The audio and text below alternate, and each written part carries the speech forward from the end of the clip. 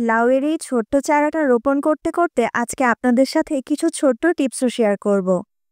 আমরা যারা বারান্দা বাগান করে থাকি আমাদের কিন্তু খুব বেশি জায়গা থাকে না, তাই আমরা বীজতলা করার জন্য সুন্দর কোনো ট্রে ব্যবহার করতে পারি না, কারণ সেগুলোকে যে আমরা রোদে রাখবো সেই সিম্পল জায়গাটুকু আমাদের কাছে থাকে না।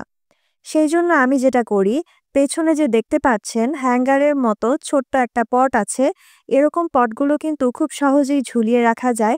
তাতে খুব সহজেই আপনি বীজ ফেলালে সেগুলো অঙ্কুরোদ্গমের চান্স বেড়ে যায়। তাই আমি বিভিন্ন রকমের বীজ একসাথে একটা পটের মধ্যে এভাবে দিয়ে সবচেয়ে বেশি রোদযুক্ত জায়গার মধ্যে এটাকে ঝুলিয়ে রাখতে পারি। এখানে দিয়েছিলাম গত বছরের কিছু টমেটোর বীজ এবং সাথে কিছু লাউয়ের বীজ। তার থেকে যেই লাউয়ের চারাটা হয়েছে আজকে সেটাকে আলাদা করে নিব।